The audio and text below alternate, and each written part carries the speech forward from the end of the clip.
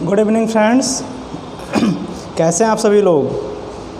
जल्दी से लाइव आ जाओ। Good evening everyone. जल्दी सभी लोग लाइव आ जाइए। 3 दिनों से क्लास ऑफ थी, पता चला रीजन, लोगों की बहुत बेचैनी थी, क्लासेज ऑफ क्यों हैं।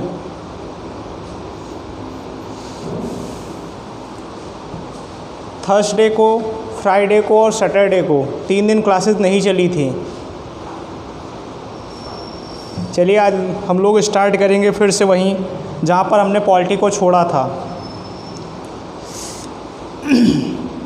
जल्दी सब लोग लाइव आइए और बताइए कहाँ तक हुआ था।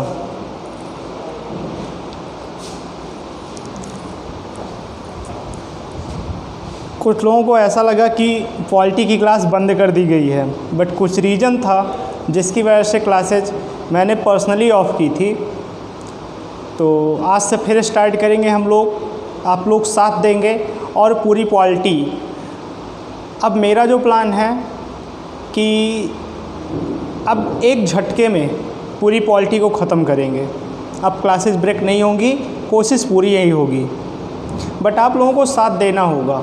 आप लोगों के साथ के बिना हम सीरीज़ कंप्लीट नहीं कर पाएंगे, ये तो बिल्कुल सही बात है। तो आप लोगों का साथ मिलना चाहिए, आप लोगों का प्यार मिलना चाहिए। पूरी पॉलिटी ख़त्म करेंगे, ये गारंटी है मेरी। जल्दी से लाइव आइए आप लोग और बताइए कहाँ तक हुआ था। हम लोग डीपी स्पीच पढ़ रहे थे, राज्य के नीति निर्देशक तत्व पढ़ रहे थे और कहाँ तक हुआ था, कितने आर्टिकल तक हमने बात की थी। चलिए सभी लोग लाइव आ गए हो ना। तो आने के बाद सबसे पहला काम करो, वीडियो को लाइक करो और ग्रुप में शेयर करो, जल्दी फास्ट।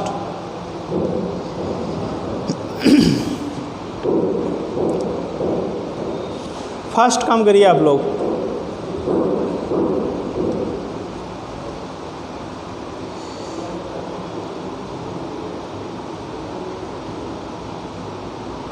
देखो, अगर आप लोगों को कोई डाउट समझ में आता है या क्लास को लेके कोई भी बात होती है तो आप पर्सनली उस बात को कह भी सकते हो। 1-2 बच्चों ने इस बीच में इन 3 दिनों में हमसे कुछ प्रॉब्लम्स अपनी बताई भी, और मैं उस प्रॉब्लम को दूर भी करूँगा। तो आप जिसको भी प्रॉब्लम है, जो भी प्रॉब्लम है, आप वो कह सकते हो।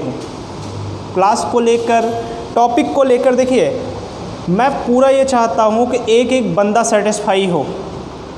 और अगर जितने भी लोग क्लास ले रहे हो, अगर इसमें से एक भी बंदा अगर सेटिस्फाई नहीं है तो मैं इसके लिए सेटिस्फाई नहीं होऊंगा, ये 100% गारंटी है। तो मुझे खुद नहीं अच्छा लगेगा कि अगर कोई एक बच्चा भी सेटिस्फाई नहीं होता है मेरे टॉपिक से, मेरे कॉन्सेप्ट से, तो मुझे वो खुशी नहीं मिलेगी। तो इसलिए आप लोग बताओ, अपनी बातों को बताओ। कुछ चीज़ों को मैंने देखा है, उसको रीड किया है, कुछ लोगों ने कुछ बातें बताई भी, कुछ कमियां भी बताई, कुछ अच्छाइयाँ भी बताई, उन सबको इम्प्लीमेंट करने का प्रयास करेंगे। बट आप लोग बताओ तो। और कोई रीज़न नहीं था, कुछ पर्सनल रीज़न था जिस वजह से क्लासेस 3 दिन ऑफ थी। अब हम लोग स्टार्ट किए हैं और ये सीरीज़ अब कंप्लीट होगी।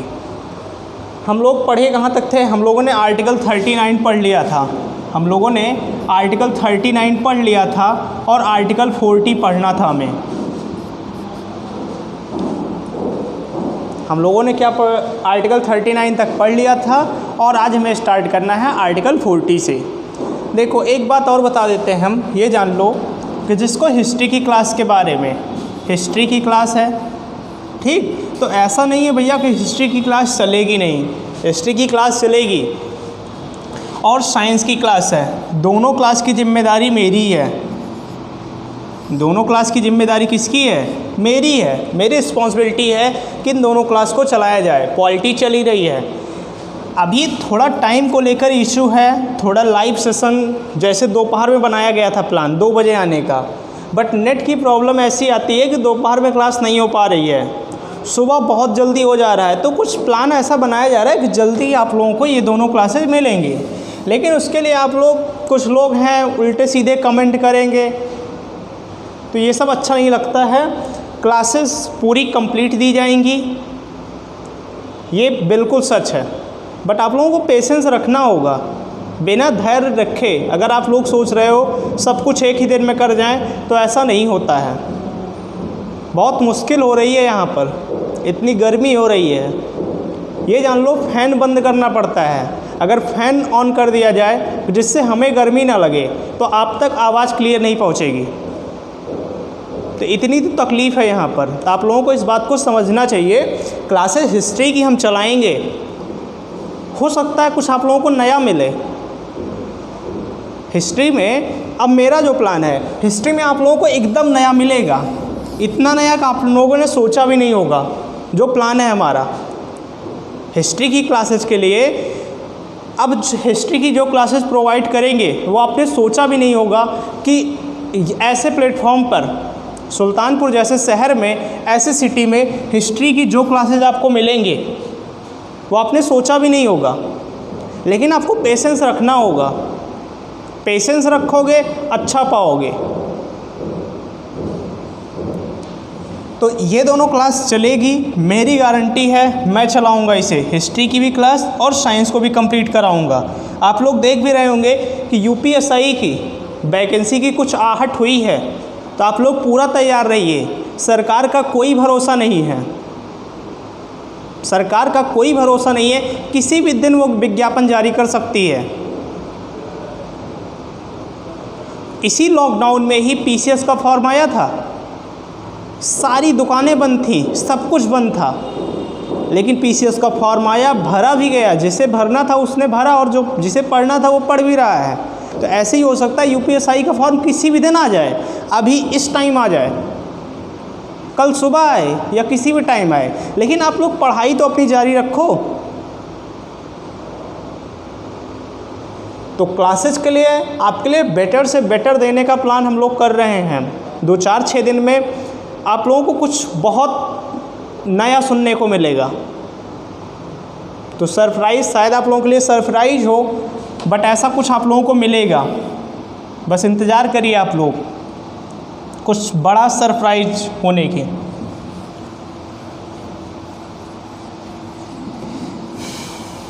चलिए आर्टिकल 40 के बारे में हमने उस दिन चर्चा की थी। एक बात और, आर्टिकल 39 उस दिन बात हुई थी आर्टिकल 39 के बारे में। तो ये जान लो आर्टिकल 39 के डी में कहा गया है, डी में ही कहा गया है समान कार्य के लिए समान वेतन। समान कार्य के लिए समान वेतन, किसे? पुरुष तथा महिलाओं को समान वेतन दिया जाएगा, ऐसा कहा गया है। किसमें? इसी आर्टिकल 39 में ही कहा गया है। उस दिन भी बात हुई थी, काफ़ी लोगों ने कमेंट भी किया था। तो ये जान लो समान कार्य के लिए समान वेतन, ये आर्टिकल 39 में ही है। चलिए हम लोगों ने 39 तक बात पहले भी कर ली थी, अब बात करेंगे आर्टिकल 40 के बारे में। आर्टिकल 40 क्या कहता है? लैंग्वेज बहुत आसान है और वो है ग्राम पंचायतों का गठन।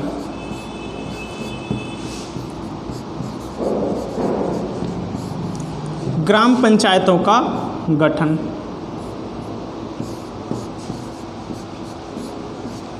ऐसा कहा गया है किस आर्टिकल में? आर्टिकल 40 में कहा गया है।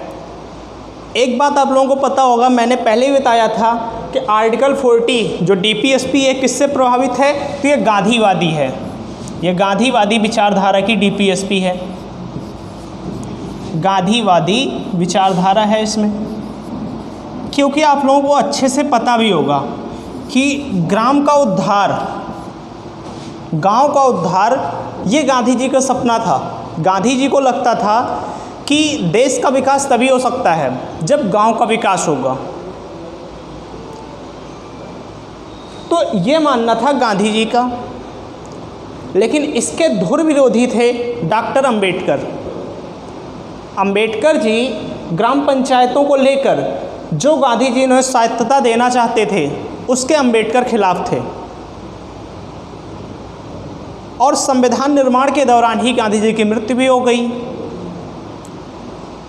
तो जब ग्राम पंचायतों को डालना था कहाँ, भारतीय संविधान में, तो उसे डाला गया डीपीएसपी में। उसे कहाँ डाला गया, डीपीएसपी में डाला गया। और यह केवल राज्यों को कर्तव्य दे दिया गया कि वह ग्राम पंचायतों का गठन करें। यह केवल राज्यों का कर्तव्य है कि राज्य अगर वेलफेयर स्टेट, एक कल्याणकारी राज्य बनाना चाहते हैं किसी भी गांव को, अपने राज्य को, तो वहाँ पर क्या करेंगे, ग्राम पंचायतों का गठन करेंगे। ऐसा आर्टिकल 40 में लिख दिया गया। लेकिन हमने पहले भी कहा था कि डीपीएसपी जो भाग 4 हम लोग पढ़ रहे हैं, ये राज्यों पर बाध्यकारी नहीं होते हैं, ये राज्यों पर बाध्यकारी नहीं होंगे। राज्य स्वतंत्र हैं कि वो ग्राम पंचायतों का गठन करें या ना करें। लेकिन आप लोगों को अच्छे से पता होगा कि जब 73वां संविधान संशोधन हुआ था, 73वां संविधान संशोधन हुआ 1992 में, 1992 में, और 93 में जब उसे लागू किया गया, तब ग्राम पंचायतों को संवैधानिक दर्जा प्राप्त हुआ। तब क्या हुआ, संवैधानिक दर्जा प्राप्त हुआ ग्राम पंचायतों के गठन को लेकर। तो जब हमें स्थानीय स्वशासन पढ़ाएंगे तो वहाँ पर 73वां संविधान संशोधन और 74वां संविधान संशोधन जो नगर पालिका और ग्राम पंचायत है उनके बारे में बात करेंगे। तो अभी के लिए आर्टिकल 40 में यही जान लीजिए कि आर्टिकल 40 में लिखा गया है कि राज्यों का यह कर्तव्य बनता है कि वह ग्राम पंचायतों का गठन करें। या क्वेश्चन ऐसे ही पूछा जाता है कि निम्नलिखित में से कौन सा आर्टिकल ग्राम पंचायतों के गठन से संबंधित है, तो वो कौन सा है, आर्टिकल 40 है। या फिर क्वेश्चन पूछा जाता है निम्नलिखित में से कौन सा आर्टिकल, कौन सा अनुच्छेद गांधीवादी विचारधारा को फॉलो करता है, तो वो कौन सा है, आर्टिकल 40 है। अगला लिखिए आर्टिकल 41। अगला लिखिए आर्टिकल 41।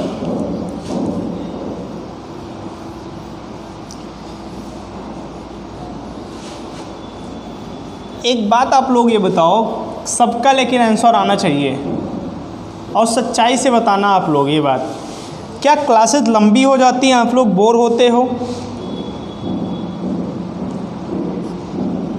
क्योंकि ये भी कुछ लोगों की समस्या थी, क्लासेस लंबी हो रही थी और आप लोग बोर हो रहे थे।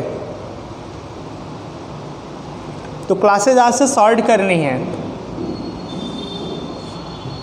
आर्टिकल 41 क्या कहता है, आर्टिकल 41 कहता है काम, मतलब जो काम का अधिकार है, शिक्षा का अधिकार है और लोक सहायता पाने का अधिकार है, यह प्रत्येक नागरिक को है। और राज्य ऐसा क्या करेगी, प्रयास करेगी। राज्य क्या करेगी, लोक सहायता, शिक्षा तथा काम पाने का अधिकार, काम पाने का अधिकार प्रदान करेगी। ऐसा राज्यों का क्या दिया गया, कर्तव्य दिया गया। और यह किसके लिए किया गया, तो आप लोगों को अच्छे से पता भी होगा। जैसे वृद्धजन हो गए, जो बूढ़े व्यक्ति होते हैं, वृद्धजन हो गए, कोई निःशक्त हो गया, बीमार हो, ये सब होंगे, बेरोजगार हो कोई, बच्चे हों।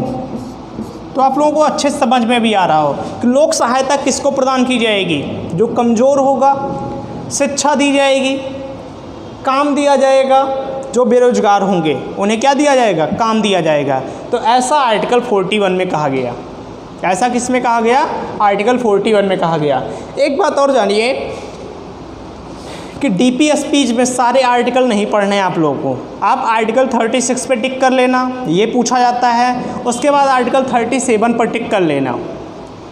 जो डीपीएसपी परिवर्तनीय नहीं होते हैं वो पूछा जाता है। 36 टिक करना, 37 टिक करना और 40 टिक करना। बाकी आगे भी क्या कहते हैं, ये 44 आर्टिकल 44 ये टिक करना आप लोग। तो ये कहता है क्या, हम टिक करवा देंगे। 36 पे टिक कर लेना, 37 पे टिक करना और 40 पे टिक करना। यही आप लोगों के एग्जाम में पूछा जाता है। बट पूरा हम एक तरफ से बता दे रहे हैं सारे आर्टिकल, बहुत इंपॉर्टेंट नहीं है ये आर्टिकल। देखिए आर्टिकल 42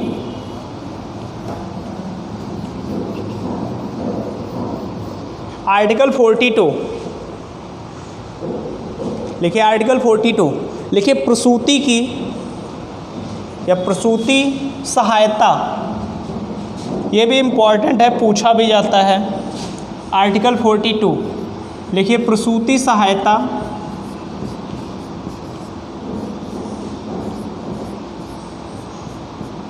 प्रसूति सहायता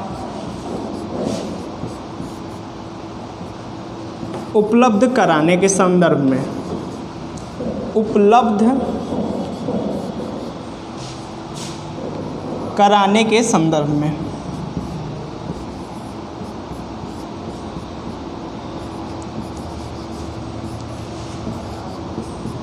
मतलब क्या है कि राज्य सरकार, प्रसूति सहायता मतलब है जो प्रेग्नेंट वुमेन है, जो प्रेग्नेंट वुमेन है उन्हें क्या करेगी, सहायता उपलब्ध कराएगी। कौन? राज्य सरकार। इसी के तहत आप लोग कई प्लान भी देखे होंगे कि इनके लिए विशेष एम्बुलेंस की भी सुविधा राज्य सरकार ने की है, कुछ पैसे भी देती है सरकार, आफ्टर डिलीवरी जो है कुछ पैसे भी देती है सरकार। तो वो किसके तहत देती है? आर्टिकल 42 के तहत देती है। और इसमें ही एक बात और कही गई है कि जो कामकाज हैं ये न्याय संगत होने चाहिए, जो कामकाज हैं ये न्याय संगत होने चाहिए, ऐसा भी आर्टिकल 42 में कहा गया है। लेकिन ये चीज़ पूछी जाती है कि प्रसूति सहायता से संबंधित अनुच्छेद कौन सा है, तो वो है आर्टिकल 42 है। नोट किया आप लोगों ने इसे? आर्टिकल 42 नोट किया हो? जल्दी से नोट करो। प्रसूति सहायता उपलब्ध कराने के संबंध में लिखिए आर्टिकल 43।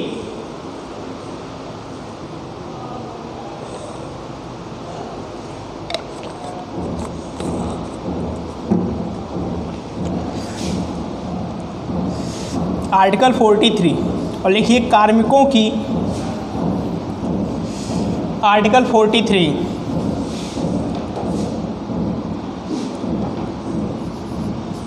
लिखिए कार्मिकों को,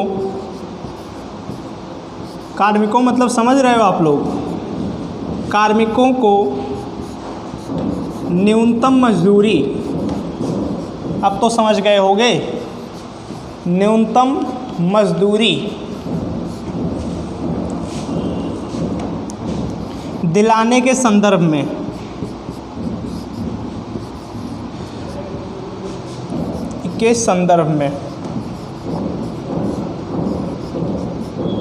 अरे कार्मिकों मतलब है श्रमिक, इसी का मतलब क्या है? श्रमिक।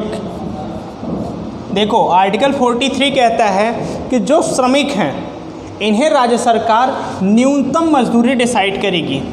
जो न्यूनतम मजदूरी दी जाती है सरकार की तरफ से वो दिलाने का प्रयास करेगी। कौन? राज्य सरकार। और इसी के तहत आप लोग जानते भी हो कि एक प्लान चलता है, इसे हम लोग कहते हैं मनरेगा। हम लोग कहते हैं क्या, ये केंद्र सरकार की योजना है मनरेगा। और मनरेगा में सरकार ने 202 रुपये इस समय न्यूनतम मजदूरी रखी है केंद्र सरकार ने। केंद्र सरकार की योजना है मनरेगा और मनरेगा में प्रेजेंट टाइम में 202 रुपये न्यूनतम मजदूरी का प्रावधान है। इसके ऊपर राज्य सरकार कुछ भी दे सकती है। अब आप ये मत कहिएगा कि नहीं सर मेरे यहाँ मनरेगा 250 रुपये है, 300 रुपये है, तो वो हो अलग बात है। लेकिन अगर कहीं पर 202 रुपये से कम मिलता है तो ये गलत हो रहा है। तो ये क्या हो रहा है?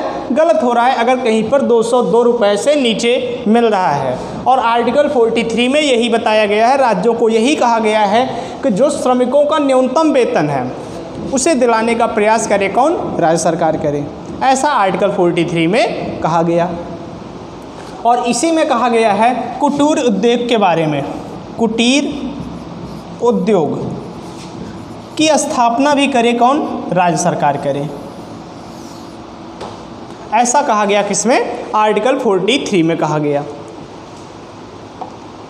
और एक चीज़ आप लोगों ने सुना होगा, सहकारी समिति। सहकारी समिति की स्थापना का प्रयास करेगी किसमें? आर्टिकल 43 में करेगी। कौन? राज्य सरकार ही करेगी। सहकारी समितियां, कोऑपरेटिव सोसाइटी, आप लोगों ने नाम सुना होगा कि जो कोऑपरेटिव सोसाइटी की स्थापना की जाती है वो भी किसके तहत की जाती है, इसी आर्टिकल 43 के तहत। ये काफ़ी विवादित मुद्दा भी है कोऑपरेटिव सोसाइटी को लेकर, लेकिन ये भी किसके अंतर्गत आता है, आर्टिकल 43 के अंतर्गत आता है।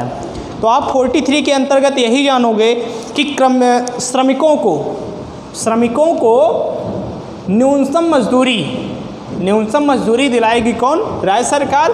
किसके तहत, तो आर्टिकल 43 के तहत। बातें यहाँ तक क्लियर हैं। अब अगला आर्टिकल देखिए। अगला आर्टिकल जो बहुत इम्पॉर्टेंट है और बहुत विवादित भी है,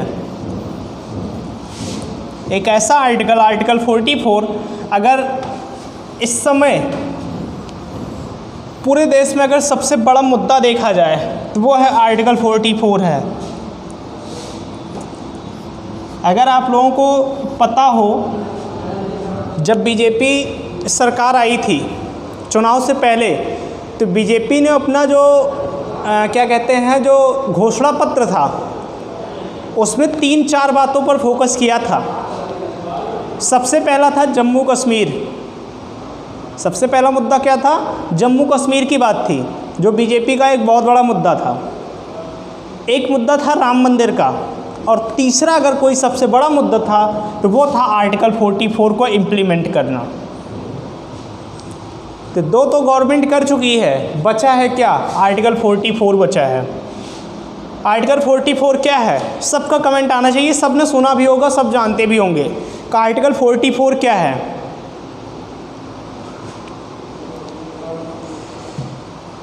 आर्टिकल 44 क्या है, इसी से रिलेटेड गवर्नमेंट ने एक और मुद्दे को ख़त्म किया, 3 तलाक, इसी के तहत किया था। आर्टिकल 44 क्या है, समान नागरिक संहिता। याद आया, समान नागरिक संहिता, इसी को इंग्लिश में कहते हैं यूनिफॉर्म सिविल कोड। क्या कहते हैं, यूनिफॉर्म सिविल कोड की स्थापना का प्रयास करेगी कौन, राज्य सरकार करेगी। और राज्य का मतलब भी मैंने बताया कि यूपी बिहार में बिहार की गवर्नमेंट नहीं, राज्य मतलब है कि उसमें संघीय कार्यपालिका, संघीय विधायिका, राज्य की कार्यपालिका, राज्य की विधायिका, स्थानीय स्वशासन या फिर अन्य प्राधिकार जो कुछ भी हैं, वो सब प्रयास करेंगे किसकी, कि समान नागरिक संहिता लागू की जाए पूरे देश में। और आर्टिकल 44 ही नहीं कहता है, सुप्रीम कोर्ट ने भी लगभग 5 से 6 बार यह सरकार को कहा है, फटकार भी लगाई है कि आप पूरे देश में समान नागरिक संहिता लागू करो। देखो, आप लोग समझ रहे होंगे, नाम से ही समान हो, एक समान हो किसके लिए, नागरिकों के लिए। संहिता का मतलब है कानून, सबके लिए एक बराबर कानून लागू हो। लेकिन आप अच्छे से जानते हो कि आपका देश विविधताओं वाला देश है, और यहाँ पर धर्म के अनुसार कुछ धर्मों के स्पेशल कानून हैं, कुछ धर्मों के स्पेशल कानून हैं जो उसे फॉलो करते हैं, वो उसी को फॉलो करते हैं। और उसमें से जो सबसे विवादित मुद्दा है वो है मुस्लिम पर्सनल लॉ, जो शरीयत कानून है। तो देखो, अगर हम बात कर लें थोड़ा कानून के बारे में, तो 2 मामले होते हैं, एक होता है सिविल मामला और एक होता है क्रिमिनल मामला। जो आईपीसी और सीआरपीसी है हमारी, तो ऐसा प्रावधान किया गया है कि जो क्रिमिनल मामले हैं उसके लिए तो केवल एक ही न्यायपालिका, क्या कहते हैं, एक ही कानून चल रहा है सबके लिए। लेकिन जो सिविल मामले हैं उसमें क्या कहते हैं, अलग अलग धर्मों में अलग अलग कानून हैं। और ये जो सबसे ज़्यादा इससे विवाद होता है वो आता है मैरिज को लेकर, जो शादी को लेकर आता है, और डाइवोर्स को लेकर, तलाक को लेकर जो भी विवाद आता है, उत्तराधिकार को लेकर, प्रॉब्लम आती है, और क्या होता है, संपत्ति को लेकर। तो ये सारे दिक्कतें आती हैं किसमें, इसी आर्टिकल 44 में आती हैं जब बात होती है समान नागरिक संहिता की। और अंतर आपको बहुत अच्छे समझ में आ रहा होगा। जैसे हम बात कर ले, अगर सिविल मामले में ही आता है शादी विवाह। आप लोगों को पता होगा कि हिंदू धर्म में केवल एक समय में एक ही विवाह हो सकता है, उसे ही वैलिड माना गया है। लेकिन आपको पता होगा कि मुस्लिम धर्म में एक समय में आदमी 4 विवाह कर सकता है। तो धर्म के नाम पर क्या हुआ, असमानता हुई इसमें कानूनों में। डाइवोर्स की बात करें, अगर तलाक की बात करें, तो हमारे हिंदू धर्म में तलाक बाकायदा कोर्ट में मुकदमा होता है, उसके बाद कोर्ट फैसला करती है, तब जाके एक दूसरे का तलाक होता है। लेकिन यहाँ पर क्या था, मुस्लिम पर्सनल लॉ में क्या था कि 3 बार तलाक बोलो और तलाक हो गया। जो तत्काल तलाक था, तत्काल 3 तलाक। और सुप्रीम कोर्ट ने एक केस गया था, सबसे पहले गया था क्या कहते हैं, शाहबानो केस। आप लोगों ने बहुत फेमस नाम सुना होगा, शाहबानो केस। शाहबानो केस गया था 1985 में। और तब का मुकदमा जब 2017 में सायरा बानो केस का रिजल्ट आया, शाहबानो केस 1985 और सायरा बानो केस 2017, यही दोनों केस पढ़ने बैठ जाओ तो पूरा मुस्लिम पर्सनल लॉ पढ़ डालोगे आप लोग। और बहुत इंटरेस्टिंग है ये लेक्चर, शाहबानो और सायरा बानो का केस। और यही केस जब 2017 में सायरा बानो केस में सुप्रीम कोर्ट ने फैसला दिया और उसने कहा कि जो इंस्टेंट 3 तलाक है, जो तत्काल 3 तलाक है, इसे असंवैधानिक बताया। किसने? सुप्रीम कोर्ट ने बताया 2017 में। और फिर उसी को 2019 में भारत सरकार ने एक कानून बना दिया और तत्काल 3 तलाक को 100% समाप्त कर दिया। लेकिन सबसे बड़ा सवाल है उत्तराधिकार को लेकर या संपत्ति को लेकर, ये भी बहुत विवादित है। हिंदू धर्म में ही आप लोग जानते हो कि 2003 में ही 2003 से ही हुआ क्या, 2003 शायद 5 में हुआ क्या कि बेटों के साथ बेटियों को भी संपत्ति में हिस्सा मिलने लगा। लेकिन विविधताएं आज भी हैं। तमिलनाडु में ही द्रविड़ में है क्या, वहाँ पर बेटों को संपत्ति में हिस्सा नहीं मिलता है, सीधे बेटियों को मिलता है। ऐसे ही क्या कहते हैं, मेघालय में एक जनजाति है, कुछ ट्राइब्स हैं, वहाँ पर भी हाल यही है कि बेटों को संपत्ति में हिस्सा नहीं मिलता है। जैसे हम लोगों के यहाँ होता है ना कि संपत्ति ऑटोमेटिक बेटों के नाम हो जाती है, तो ऐसा उसमें है कि संपत्ति ऑटोमेटिक बेटी के नाम हो जाएगी, बेटे के नाम नहीं जाएगी संपत्ति। तो ये सारी असमानताएं हैं। और यही कहा गया है आर्टिकल 44 में कि राज्य सरकार समान नागरिक संहिता को पूरे देश में लागू करेगी, एक यूनिफॉर्म सिविल कोड बनाएगी। कहाँ पर? पूरे देश में। लेकिन अगर ये पूछा गया क्या वर्तमान में भारत के किसी राज्य में समान नागरिक संहिता लागू है, तो उसका जवाब होगा हाँ। और जवाब क्या होगा हाँ में? वो नाम है गोवा।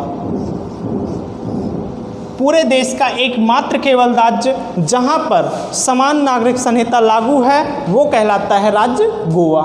यही है आपका आर्टिकल 44। बात क्लियर है? अब लिखिए आर्टिकल 45। आर्टिकल 45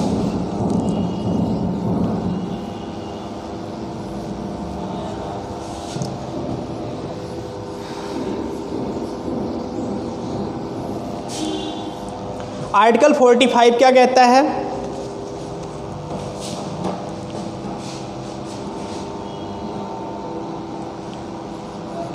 आर्टिकल 45 कहता है कि राज्य 6 से 14 वर्ष के बच्चों के लिए, 6 से 14 वर्ष के बच्चों के लिए निःशुल्क शिक्षा, बच्चों के लिए निःशुल्क शिक्षा का प्रावधान करेगी। क्या करेगी? निःशुल्क शिक्षा का प्रावधान करेगी। और हमने पहले ही बताया था कि जो 86वां संविधान संशोधन हुआ था, 86वां संविधान संशोधन हुआ था वर्ष 2002 में, वो हुआ था इसी आर्टिकल में, आर्टिकल 45 में ही। और उस संविधान संशोधन में ये कहा गया कि जो बच्चों को निःशुल्क शिक्षा का अधिकार था, इसे कर दिया गया मौलिक अधिकार बना दिया गया। इसे क्या बनाया गया? मौलिक अधिकार बनाया गया, और उसे डाल दिया गया आर्टिकल 21A में डाल दिया गया, आर्टिकल 21A का हिस्सा बना दिया गया। और उस अधिकार को, शिक्षा के अधिकार को क्या बना दिया गया? मौलिक अधिकार बना दिया गया। बातें यहाँ तक क्लियर हैं? जल्दी लिखिए, इसके आगे लिखिए। लिखिए इसी आर्टिकल में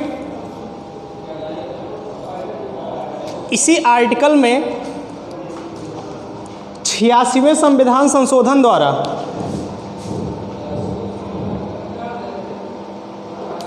इसी आर्टिकल में 86वें संविधान संशोधन द्वारा आर्टिकल 21A जोड़ा गया।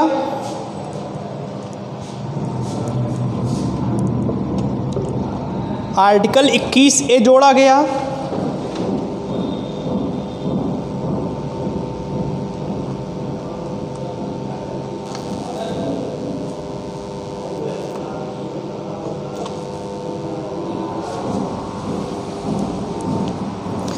जिसके तहत शिक्षा के अधिकार को मौलिक अधिकार बना दिया गया। जिसके तहत शिक्षा के अधिकार को मौलिक अधिकार बना दिया गया। मैंने बताया कि इसी के तहत 86वां संविधान संशोधन हुआ, 86th CAA 2002 हुआ, और ये करके क्या बनाया गया? आर्टिकल 21A बनाया गया। दिख रहा है आप लोगों को?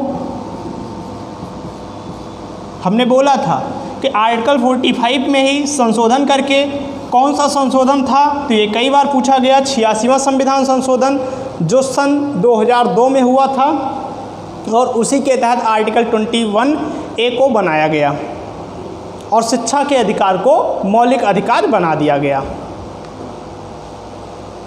बातें यहाँ तक क्लियर हैं? आगे बढ़ें, आगे बढ़ें तो लिखिए आर्टिकल 46। लिखिए आर्टिकल 46। आज हम लोग 51 तक कंप्लीट कर लेते हैं इसे।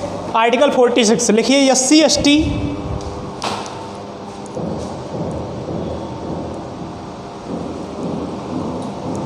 आर्टिकल 46 लिखिए SC ST तथा कमजोर।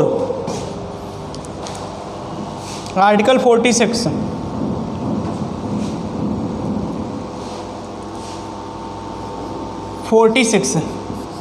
लिखिए SC ST तथा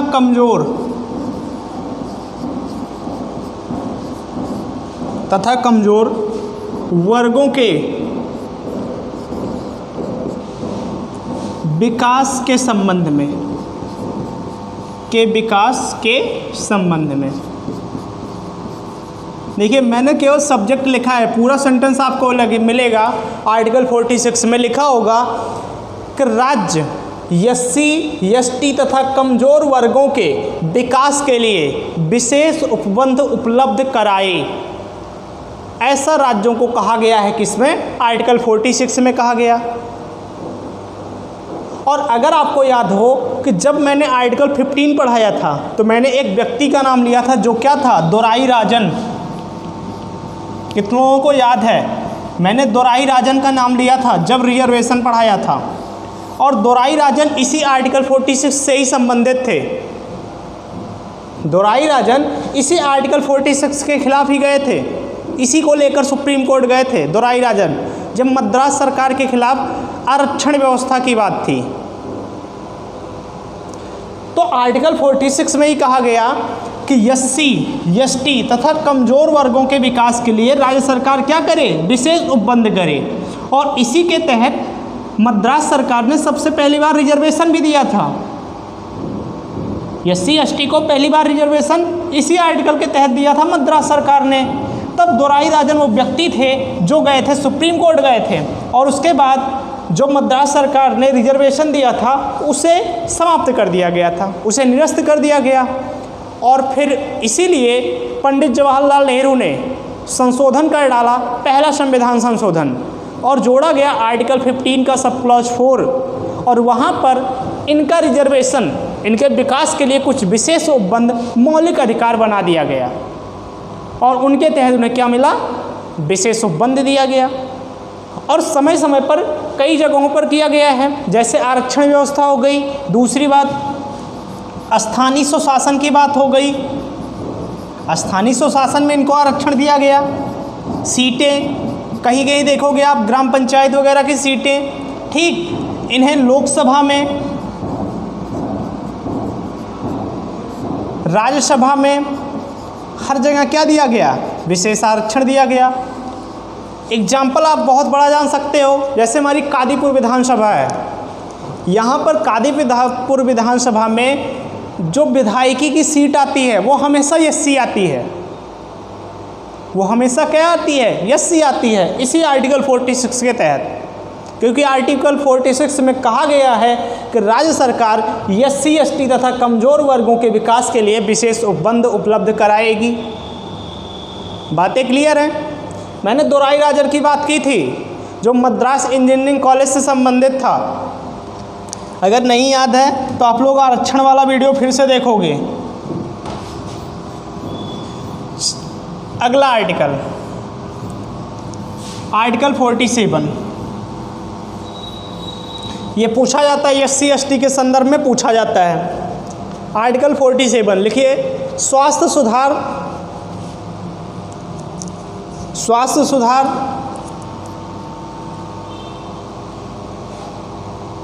आर्टिकल 47 में लिखा है कि राज्य स्वास्थ्य सुधार तथा पोषाहार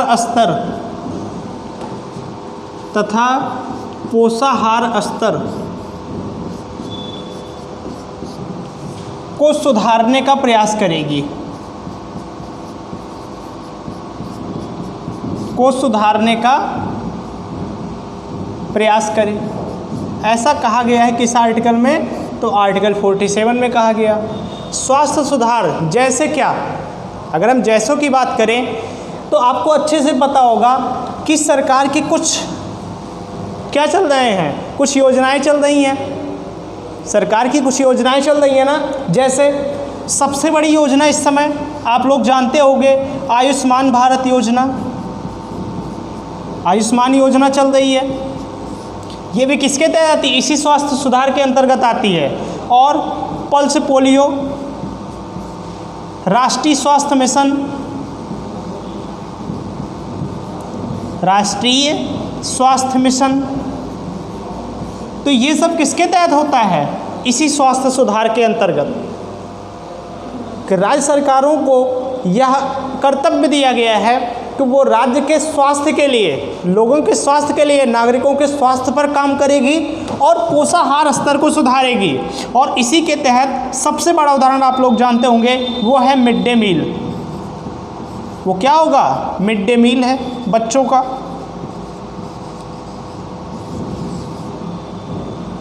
तो ये हमारा कहता है क्या, आर्टिकल 47 कहता है। ये कौन कहता है, आर्टिकल 47 कहता है। और इसी के तहत जो मादक पदार्थों का या फिर कोई नशीला पदार्थ हुआ, उसके सेवन पर जो राज्य सरकारें प्रतिबंध लगाती हैं, वो इसी स्वास्थ्य सुधार के अंतर्गत ही आता है।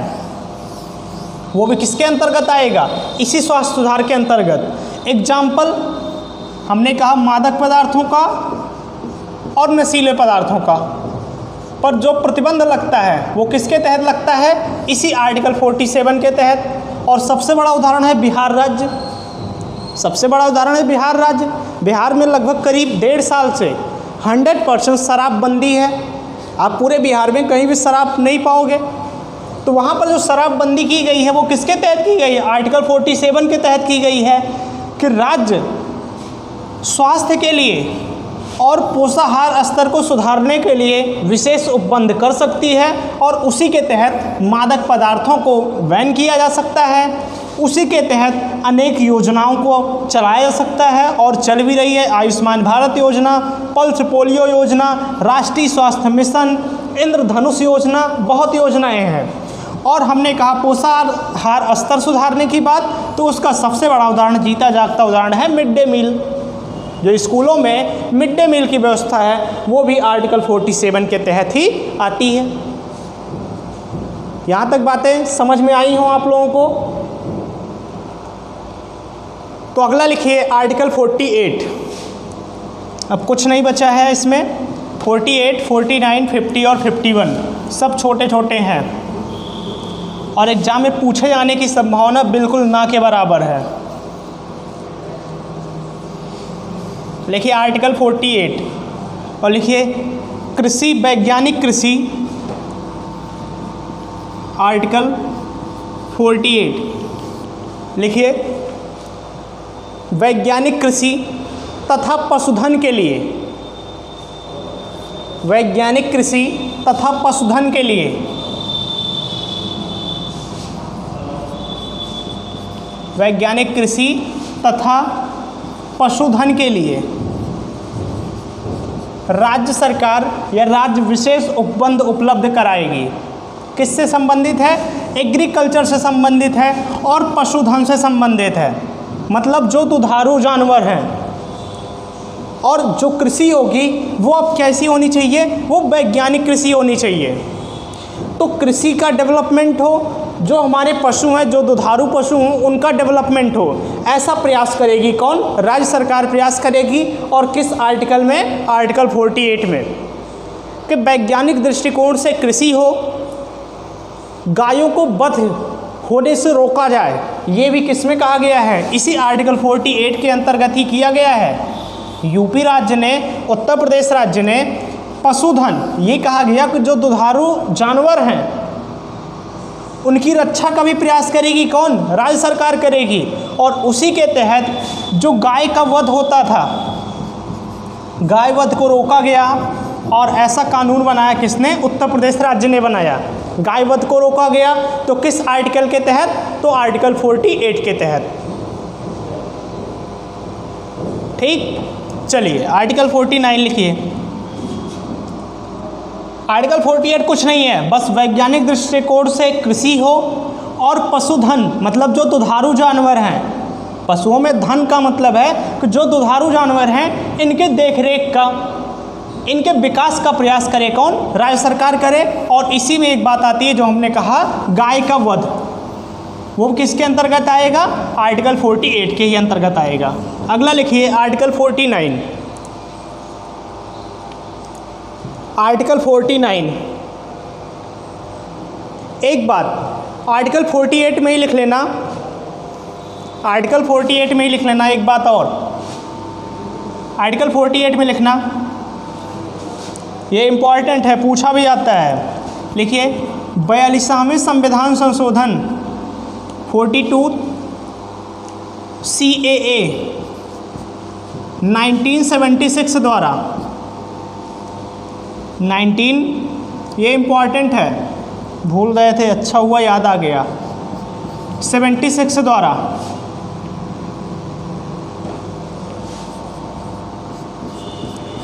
द्वारा आर्टिकल 48 में जोड़ी गई कुछ बातें, जो क्या था? पर्यावरण संबंधित था। वो किससे संबंधित था?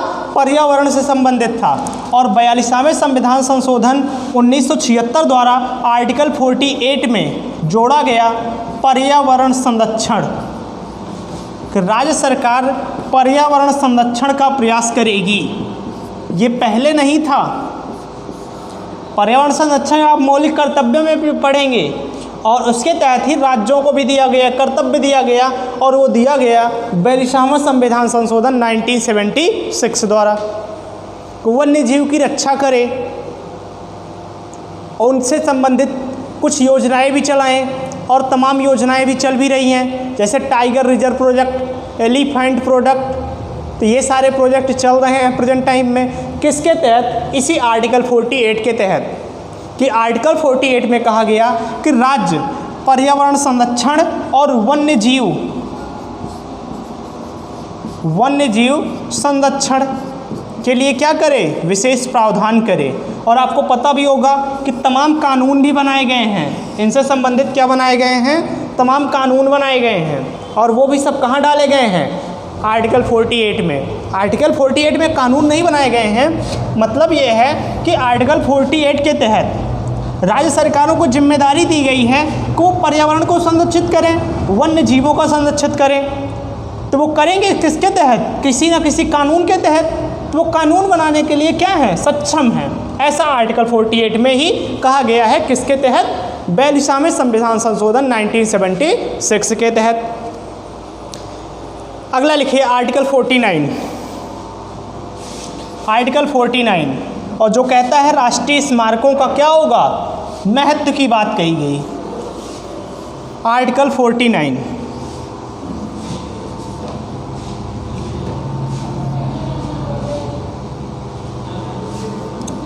लिखिए, आर्टिकल 49 लिखिए, लिखिए राष्ट्रीय महत्व के स्मारकों का संरक्षण के संदर्भ में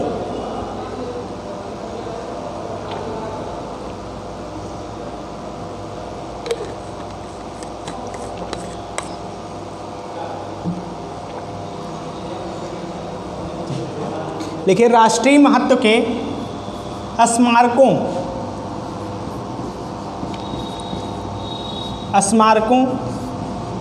के संरक्षण के संदर्भ में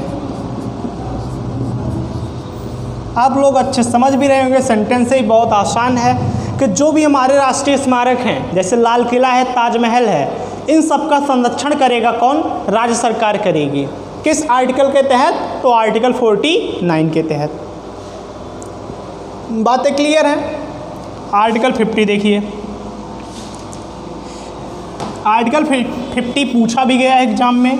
आर्टिकल 50 है कि जो हमारी कार्यपालिका है और जो हमारी न्यायपालिका है, दोनों का पृथक्करण होना चाहिए, ऐसा कहा गया है आर्टिकल 50 में।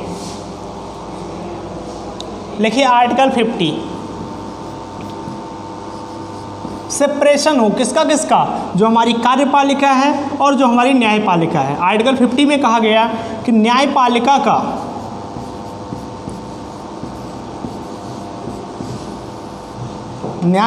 का कार्यपालिका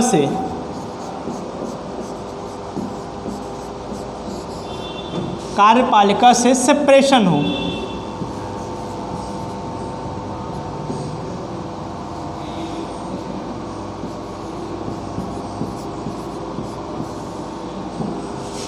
ऐसा कहा गया, किसमें, आर्टिकल 50 में कहा गया कि राज्य सरकारों की ये जिम्मेदारी बनती है कि जो हमारी जुडिशरी है और जो हमारी कार्यपालिका है, एग्जीक्यूटिव है, इन दोनों में क्या हो, सेपरेशन हो, इन दोनों के कार्यों में कोई भी दखलंदाजी ना करे।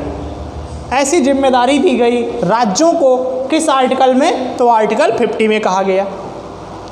और उदाहरण आपको बताएं हम कि जैसे जो डीएम होता है, डिस्ट्रिक्ट मजिस्ट्रेट होता है, और एक होता है क्या कहते हैं, एक सिविल मामले होते हैं और एक क्या होता है, जो क्रिमिनल मामले होते हैं। तो जो एग्जीक्यूटिव होते हैं वो डीएम देखता है, जो एग्जीक्यूटिव मामले होंगे वो डीएम देखेगा, जबकि जो जुडिशरी से संबंधित, जो न्यायालय से संबंधित मामले होते हैं वो डीजे देखता है। डीजे का मतलब होता है बजाने वाला डीजे नहीं, डीजे का मतलब होता है डिस्ट्रिक्ट जज। तो वो सारे क्या किए गए, अलग अलग कार्य दिए गए, और वो किसके तहत, आर्टिकल 50 के तहत, कि जो कार्यपालिका है वो अपना अलग कार्य करे और जो न्यायपालिका है वो अपना अलग कार्य करे। ऐसा राज्य करने का प्रयास करें, तभी एक वेलफेयर स्टेट बनेगा। ऐसा कहा गया आर्टिकल 50 में। और लास्ट आर्टिकल लिखिए, आर्टिकल 51। और आर्टिकल 51 कहता है अंतर्राष्ट्रीय सुरक्षा, कि राज्य सरकार ऐसा कुछ ना करे जिससे अंतर्राष्ट्रीय सुरक्षा, इंटरनेशनल सिक्योरिटी इफेक्ट हो। लिखिए आर्टिकल 51 और लिखिएगा अंतर्राष्ट्रीय सुरक्षा से संबंधित।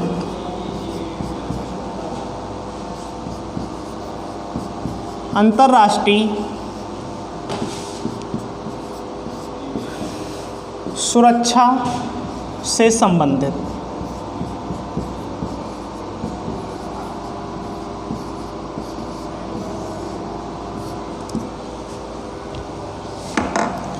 ऐसा कहा गया किसमें, आर्टिकल 51 में कहा गया कि राज्य सरकार अंतर्राष्ट्रीय सुरक्षा तथा शांति लाने का प्रयास करेगी। कहाँ पर, राज्यों में, किस आर्टिकल के तहत, तो आर्टिकल 51 के तहत। कहने का बहुत बेसिक सा सेंस है कि जो राज्य है हमारी, वो ऐसा कोई कार्य ना करे, राज्य में कोई ऐसा कार्य ना हो जिससे इंटरनेशनल सिक्योरिटी को, इंटरनेशनल पीस में इफेक्ट पड़े। कोई ऐसे दंगे ना भड़कें जो पूरे विश्व में प्रभावित हो उससे। तो ऐसा प्रयास करेगी हमारी राज्य करेगी जिससे अंतर्राष्ट्रीय सुरक्षा व अंतर्राष्ट्रीय शांति को कायम किया जा सके। और यदि आर्टिकल 38 से लेकर आर्टिकल 51 तक यदि राज्य इसे फॉलो करता है तो तभी कोई भी राज्य, कोई भी देश एक वेलफेयर स्टेट, एक कल्याणकारी राज्य बन सकता है। ऐसा राज्य के नीति निर्देशक तत्वों में कहा गया है, जो हमने कहाँ से अडॉप्ट किया था, रसिया से किया था। ये भाग 4 का विषय है और हमने आर्टिकल 51 तक पढ़ लिया है। हमारा भाग 4 कंप्लीट हो चुका है। एक छोटा सा टॉपिक है भाग 4A मौलिक कर्तव्य, जो कि कल कंप्लीट होगा। तो आज के लेक्चर को आप लोग पूरा अटेंड कीजिएगा। और अगर आप लोगों को लगता है कि लेक्चर लंबा हो रहा है, बड़ा हो रहा है, तो आप लोग ज़रूर बताइएगा। आगे से मैं इस बात को ध्यान रखूँगा। और जो बातें आपको हमने कही हैं पेशेंस के बारे में, आप लोगों को पेशेंस रखना होगा। और पेशेंस नहीं रखेंगे तो कोई हलवा नहीं है कि हम बना के दे दें और आप खा लो।